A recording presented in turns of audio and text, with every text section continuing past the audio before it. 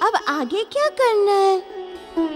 महाराज का वापस लौट कर आना तो हम सब के लिए बहुत ही प्रसन्नता की बात है, किंतु अब विडंबना ये है कि महाराज देवी चित्रांगदा से विवाह किए बिना नहीं मान सकते, और इन दोनों के विवाह होने का अर्थ है कि महाराज की मृत्यु। और इन दोनों के विवाह होने का अर्थ है महाराज की मृत्यु। देवी चित्रांगदा के पिता विश्वकर्मा देव का श्राप है ये। किंतु राजगुरु जी, इन दोनों का विवाह शीघ्र होना आवश्यक है। मारुति, देवों के वरदान और श्राप कभी निष्फल नहीं होते। क्या तुम चाहते हो कि महाराज की मृत्यु हो जाए? ये आप क्या कह रहे हैं राजगुरु जी? मैं तो ये चाहता हूँ कि महाराज पर लगा हुआ श्राप समाप्त हो जाए और वो महाराज और देवी चित्रांगदा के विवाह से ही समाप्त होगा। क्या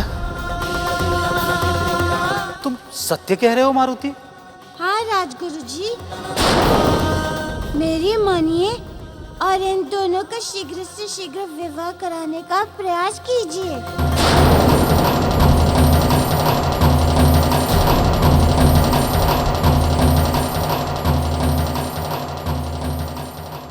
तुम एक अनोखे बालक हो मारुति। तुम्हारी बात मानने से हम मना कर ही नहीं सकते। इस विषय पर हम महाराज से अवश्य बात करेंगे। बाली जी, आज आपके धैर्य की कड़ी परीक्षा होने वाली है। मर्कटेश बदले की आग में जल रहा है, कुछ भी हो सकता है। आप निश्चिंत रहें जामवन जी, मुझे आभास है कि वहां क्या हो सकता है। बाली जी, आपकी ओर से तो मैं निश्चिंत ही हूं, क्योंकि मैं जानता हूं आपको कोई परास्त नहीं कर सकता है। किंतु मेरी चिंता कुछ और ही है। इसके लिए आपको बल की नहीं, धैर्य की आवश्यकता है। आप स्पष्ट कहिए जामवन जी, आप कहना क्या चाहते हैं? बाली जी, आप तो जानते हैं मारुति कोई साधारण बालक नहीं है। वो जो कुछ भी करता है उसके पीछे महान उद्देश्य छिपा होता है। ये तो सत्य है जामवन जी। मेरे लिए मारुति ने जो कुछ भी किया है वो महान तपस्वी के लिए भी संभव नहीं था। किसी के श्राप का मोचन करना तो ईश्वर का कार्य है, और यदि ये कार्य मारुति स्वयं करना चाहता है तो मैं भी वैसा ही करूंगा जैसा मारुति चाहता है। हाँ बाली जी, मारुति चाहता है कि वानरों और लंगूरों में मित्रता हो जाए।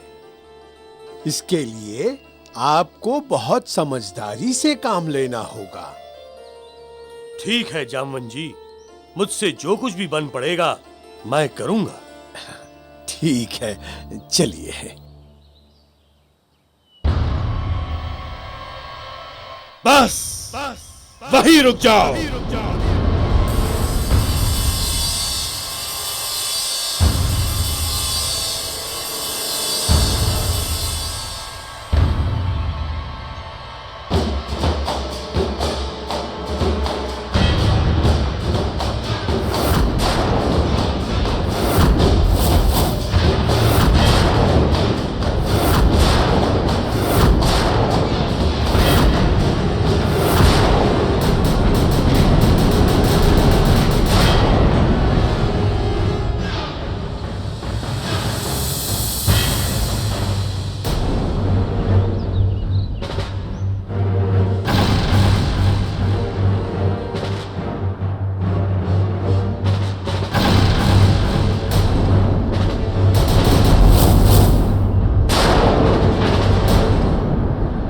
बाली, अंततः तू आ ही गया। सैनिकों, पकड़ लो इसे।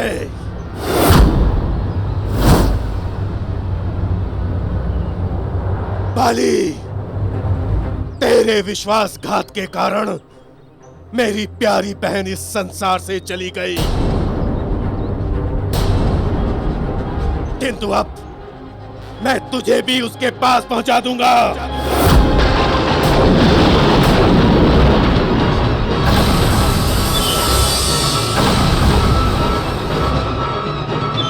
तुझे बदला चुकाना होगा। तुझे उसके साथ किए हुए छल का बदला चुकाना होगा।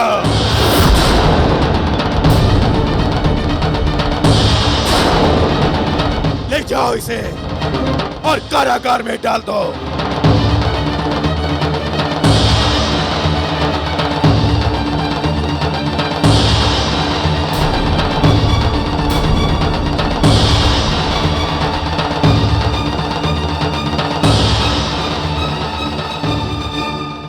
जामवन जी, मुझे आप पर पूर्ण विश्वास था। आज मैं बाली को मारकर अपनी मृत बहन की आत्मा को शांति प्रदान करूंगा और बाली की मृत्यु के बाद मैं अन्य किसी वानर को नहीं मारूंगा। ये मेरा वचन है आपसे। किंतु बाली को तो मरना ही होगा। किंतु बाली को तो मरना ही होगा।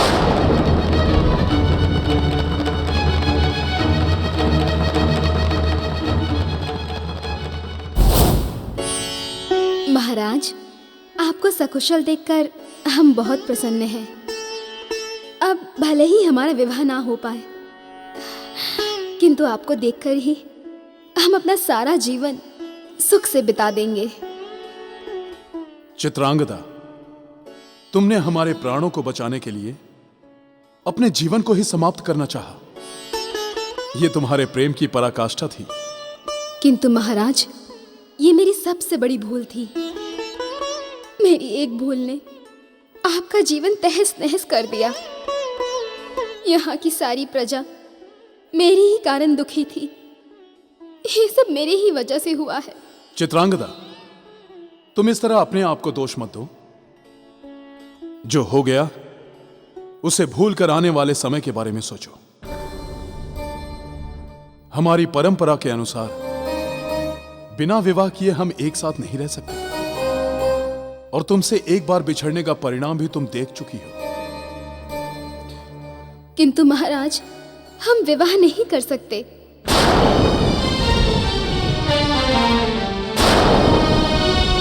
देवी,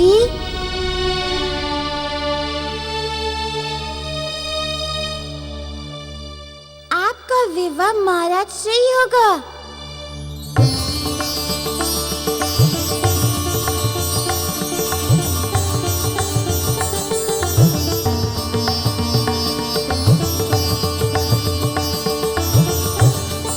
ये तुम क्या कह रहे हो मारुति? देवी, हम भी यही चाहते हैं।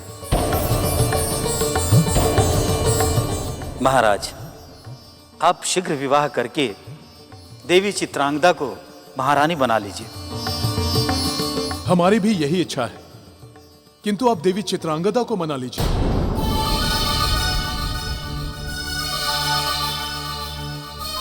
मैं तुम्हें श्राप देने के लिए आया हूं। यदि तुमने सूरत के साथ विवाह किया तो विवाह मंडप में ही उसकी मृत्यु हो जाएगी।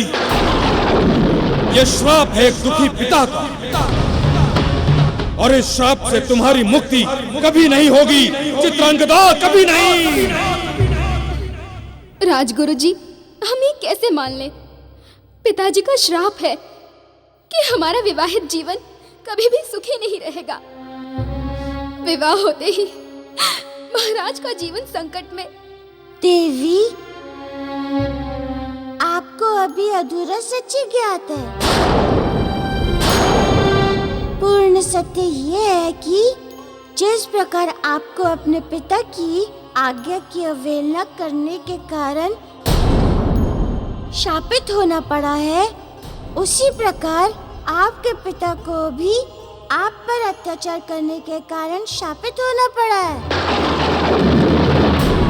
आप आपके पिता को भी आप पर अत्याचार करने के कारण शापित होना पड़ा है।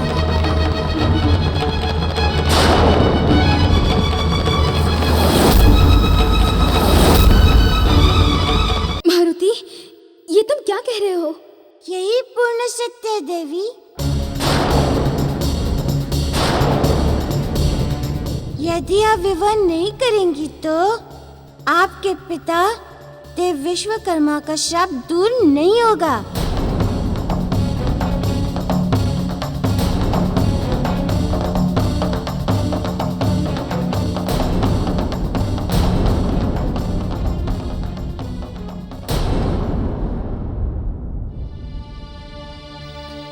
क्या हुआ पिताजी को?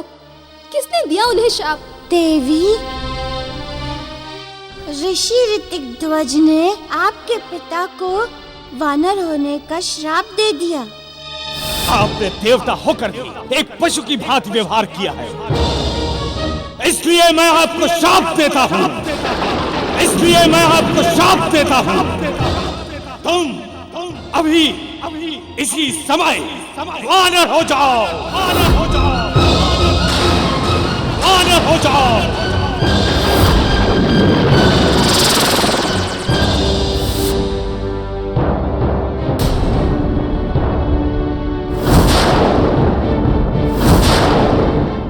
और अब वे वानर रूप में पृथ्वी पर भटक रहे हैं। वानर रूप में पृथ्वी पर भटक रहे हैं। किंतु पिताजी ने ऋषि ऋतिक ध्वज का क्या बिगाड़ा था? ये तो विधि का विधान है।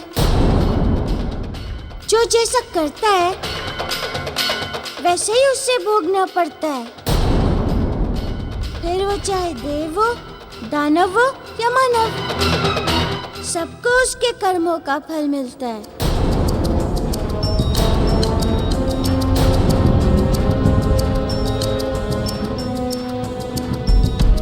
किंतु मारुति, तुम ये सब कैसे जानते हो?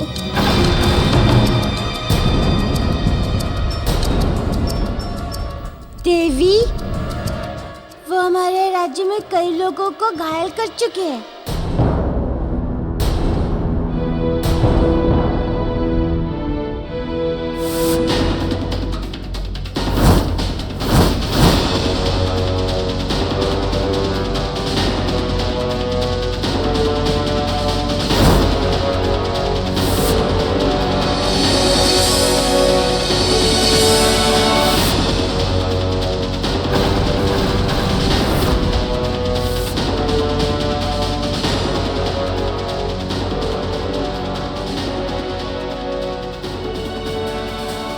पिताजी के साथ इतना बड़ा अनर्थ हो गया और हमें पता भी नहीं चला। जब तक विश्वकर्मा देव आपका कन्यादान नहीं करेंगे तब तक वो अपने आप को भी नहीं पहचान पाएंगे। इसलिए आपका विवाह होना अति आवश्यक है।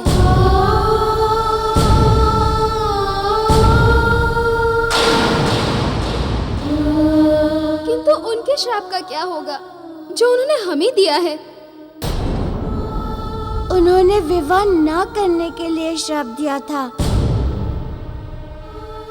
किंतु जब वे स्वयं अपने हाथों से आपका कन्यादान करेंगे तो श्राप का स्वतः ही शमन हो जाएगा।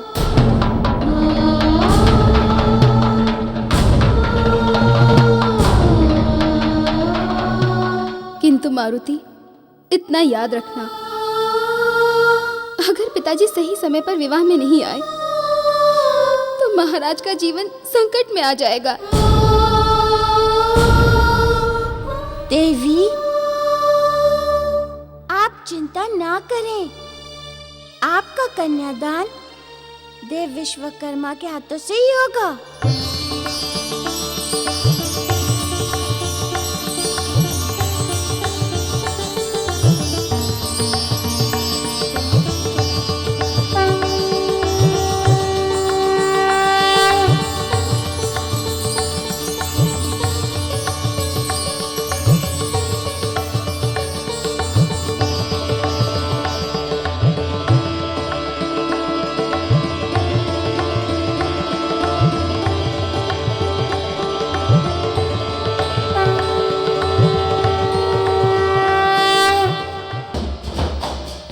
बाली,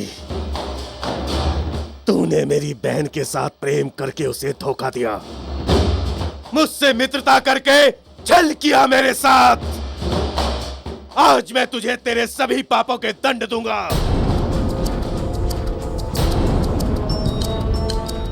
देख बाली देख, मेरी जीती जागती हंसती खिलखिलाती प्यारी सी मासूम बहन, जिसके साथ तू कभी प्रेम करता था,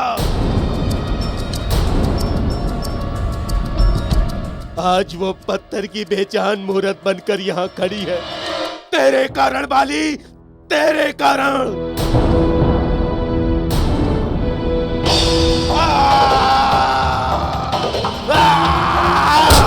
तूने मुझे धोखा दिया, तूने मेरी बहन के साथ छल किया। तेरे कारण मेरी बहन मर गई। क्यों किया तूने ऐसा बाली, क्यों किया? वो तो तेरे साथ सच्चा प्रेम करती थी ना। मैं भी कितना विश्वास करता था तेरे पर।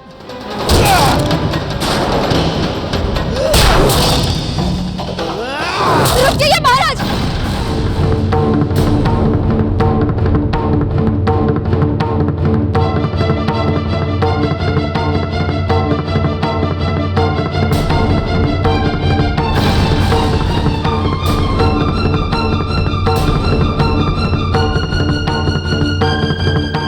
तारा,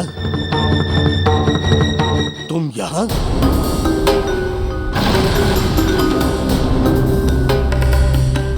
महाराज, इन्हें छोड़ दीजिए,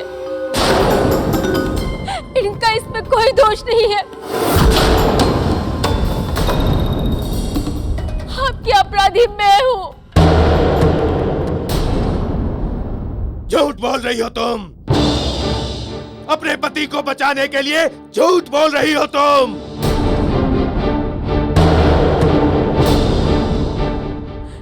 नहीं महाराज, सत्य तो यह है, महाराज बाली आपकी बहन से उतना ही प्रेम करते हैं जितनी आपकी बहन। महाराज बाली आपकी बहन नहीं प्रेम करते हैं जितनी आपकी बहन।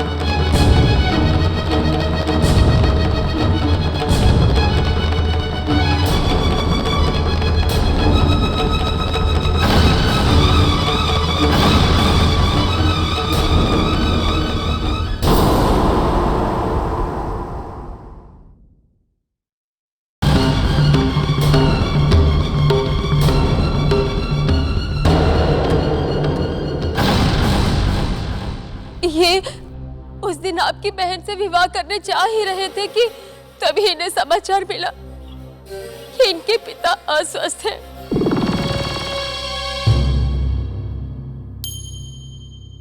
पिताजी, मैं मर्कटेश की बहन मर्कटेशी से ही प्रेम करता हूं और मैं उसी से विवाह करूंगा।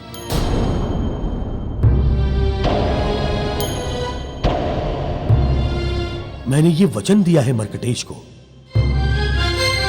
पुत्र बाली, पता नहीं तुम्हें याद है या भूल गए, वर्षों पहले एक बार जब मैं गौतम ऋषि से मिलने जा रहा था तो गोदावरी नदी में डूबते हुए तुम्हें और सुग्रीव को देखा था और तुम्हें बचाया था और अपने पुत्रों की तरह तुम्हें पाला। हां पिताजी, हमें सब याद है।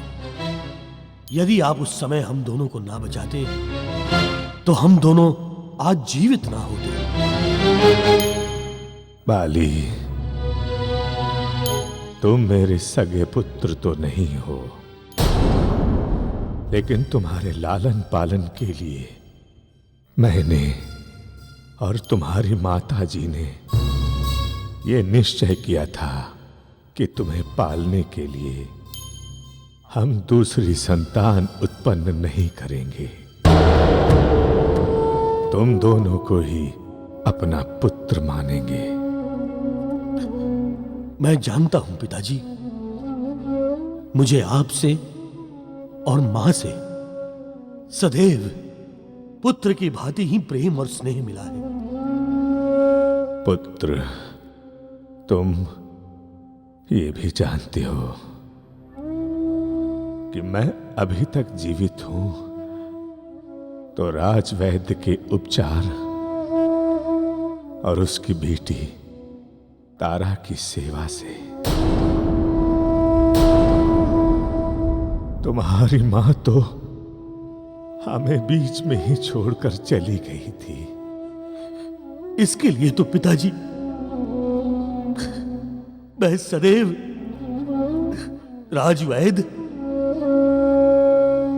और तारा का ऋणी रहूंगा। किंतु पुत्र, तुम्हारी मां तो नहीं है, लेकिन उन्होंने और मैंने राजवैद्य को वचन दिया था कि मैं अपने बड़े बेटे का विवाह तुम्हारी बेटी तारा से करूंगा।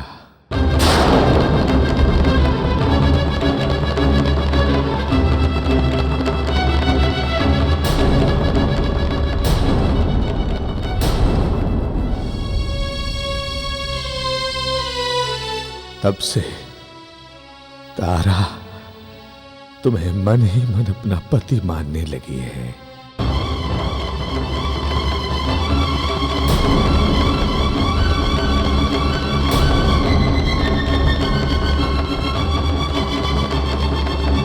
तुम मेरे सगे पुत्र तो नहीं हो, इसलिए मैं तुम्हें आज्ञा तो नहीं दे सकता, लेकिन विनती तो कर सकता हूं। अगर तुम मेरी और अपनी मां की अंतिम इच्छा पूरी कर दोगे तो मैं शांति से मर सकूंगा।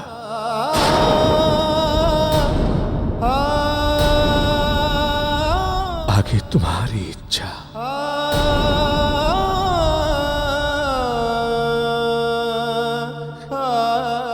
आप ऐसा मत कहिए पिताजी, मैं अवश्य ही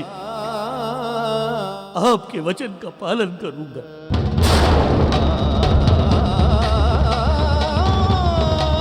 अवश्य ही पूर्ण करूंगा पिताजी, अवश्य ही पूर्ण करूंगा।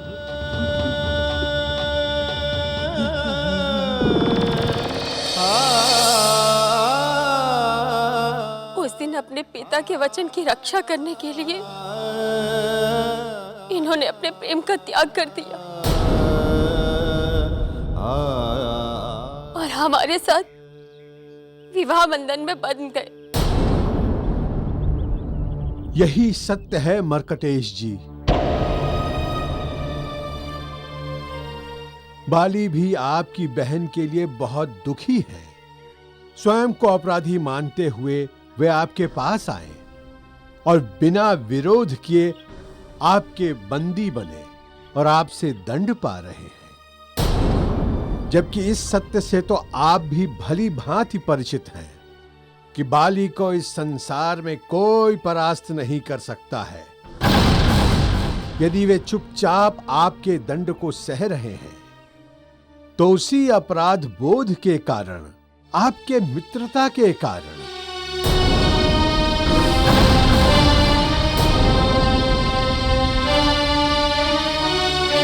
महाराज, यदि अब भी आपको लगता है कि इन्हें मारकर आपकी बहन की आत्मा को शांति मिल जाएगी,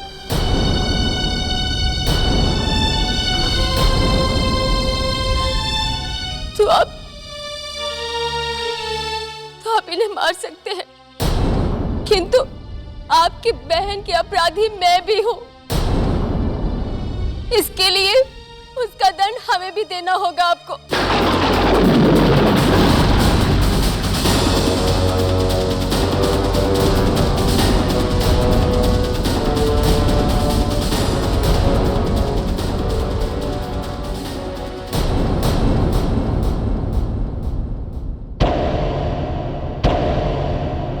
बाली, तुमने तो मुझे अपराधी बना दिया।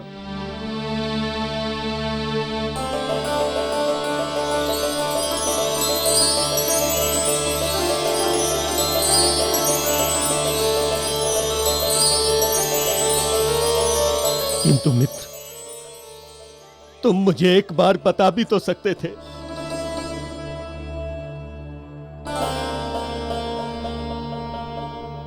क्या बताता मित्र, सब कुछ इतनी शीघ्रता से घटा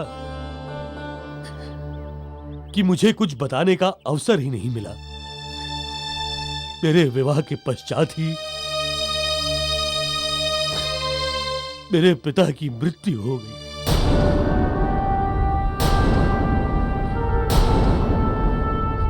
और उसी समय मर्कटेशी का समाचार प्राप्त हुआ।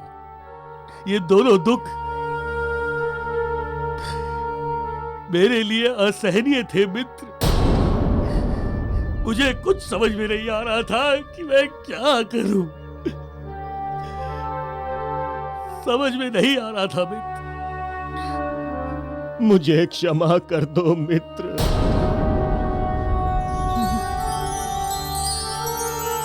मैं बदले की भावना में अंधा हो गया था, किंतु वक्त रहते मेरी आंखें खुल गई।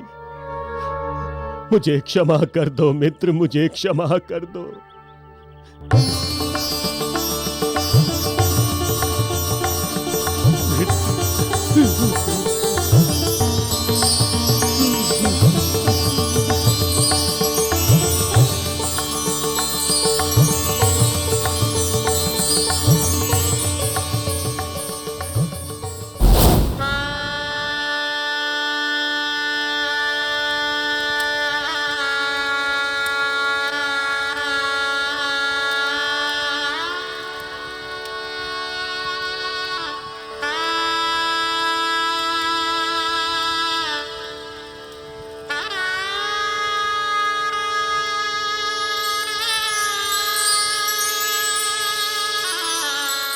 मारुति, तुम अद्भुत बालक हो। ये तो मैं नहीं जानता कि तुमने कैसे क्या किया, किंतु इतना अवश्य जानता हूं कि हमारे राज्य में जो खुशियां लौट आई हैं वो तुम्हारे कारण ही हुआ है, अन्यथा हम सब तो निराश हो गए थे। राजगुरु जी, निराश होकर बैठने से कुछ प्राप्त नहीं होगा। बार बार असफल होकर भी जो आशा नहीं छोड़ते हैं और प्रयास करते रहते हैं, उससे एक दिन सफलता अवश्य मिलती है।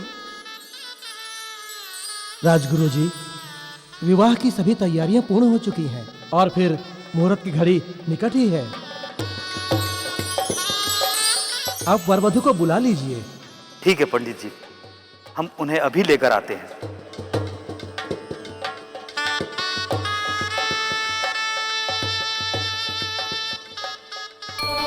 जामवन जी अभी तक विश्वकर्मा जी को लेकर नहीं आए। यदि उन्हें विलंब हो गया और विश्वकर्मा जी के हाथों कन्यादान नहीं हो पाया तो उनका दिया हुआ श्राप फलित हो जाएगा। महाराज सूरज का जीवन संकट में पड़ जाएगा। मर्कटेशी, मैं तुम्हें दिया हुआ वचन निभा नहीं पाया और तुम चली गई। मुझे क्षमा कर दो मर्कटेशी, मुझे क्षमा कर दो।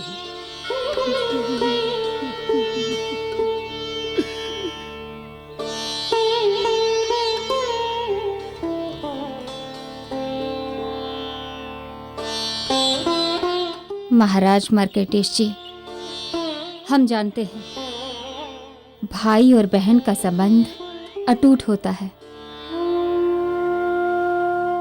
हम मर्कटेशी का स्थान तो नहीं भर सकते, किंतु यदि आप चाहें तो हमें अपनी बहन बना लीजिए। हमें भी एक भाई मिल जाएगा।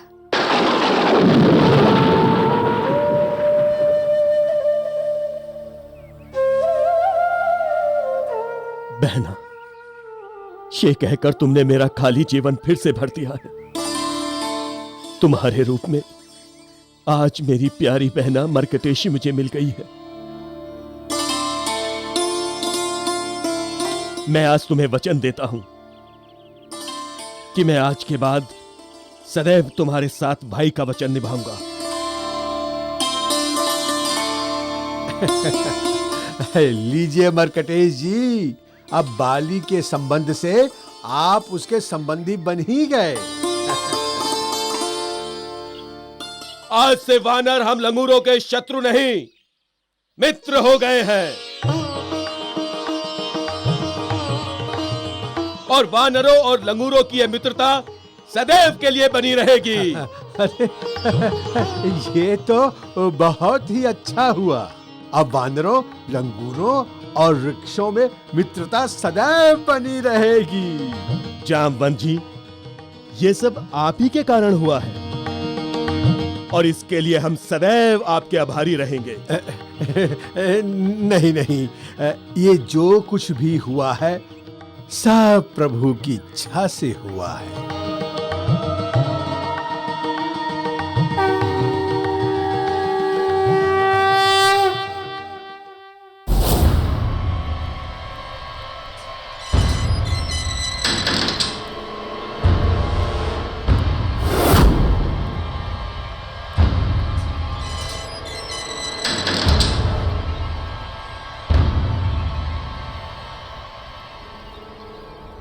हमने आपका बहुत अपमान किया है, आपको बहुत हानि पहुंचाई है। कृपया करके हमें क्षमा कर दीजिए। मरकटेश जी, वो क्या है कि हमें शीघ्र ही महाराज सूरत के राज्य में पहुंचना है, इसलिए अब हमें आज्ञा दीजिए। जामवंत जी, हम सदैव आपके आभारी रहेंगे जो आपने मेरे हाथों से और होने वाली हत्याओं के पाप से मुझे बचा लिया। अब आप प्रसन्नता पूर्वक यहां से जाइए, फिर ना जाने कब आपसे भेंट होगी। अब शीघ्र ही भेंट होगी। आप बाली के पुत्र के जन्म उत्सव में तो आएंगे ही, और वहीं आपसे अवश्य ही भेंट होगी। और हो सकता है वहां मारुति भी हो, आप उससे भी मिल लेंगे। हाँ, जामवंत जी, ये मारुति के बारे में हमने बहुत कुछ सुना है। कौन है ये मारुति? अंजन प्रदेश के महाराज केसरी के पुत्र हैं मारुति।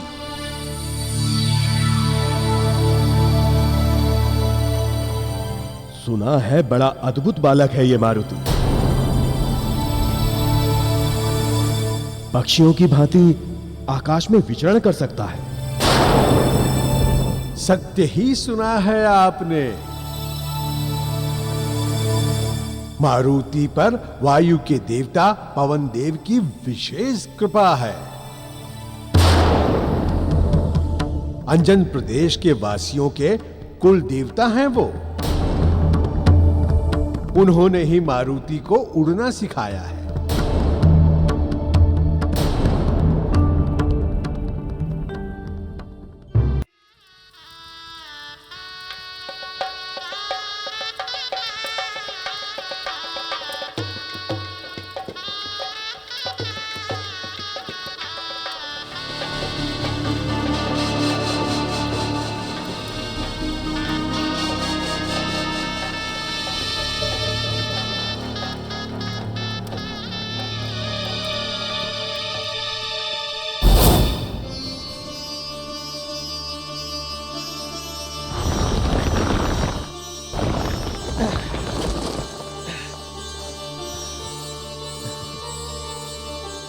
जामवंत जी, यही है वो गुप्त मार्ग जो महाराज सूरत के राज्य में खुलता है।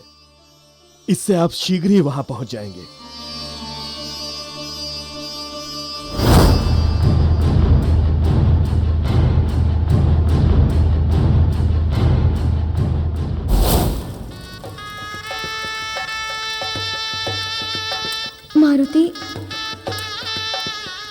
क्या तुम्हें पूरा विश्वास है कि जिस वानर के बारे में तुम बता रहे थे वो मेरे पिताजी ही हैं? हाँ देवी जी, वे विश्वकर्मा जी ही हैं। जामवंत काका उन्हें लेकर आते ही होंगे। देवी, महाराज सूरत को कुछ नहीं होगा, आप चिंता ना करें, सब ठीक ही होगा। किंतु मारुति, मेरा जी बहुत घबरा रहा है। यदि कन्यादान से पहले पिताजी यहाँ नहीं पहुंचे तो महाराज के प्राण संकट में पड़ सकते हैं। यदि कन्यादान से पहले पिताजी यहाँ नहीं पहुंचे तो महाराज के प्राण संकट में पड़ सकते हैं। तो महाराज के प्राण संकट में पड़ सकते हैं।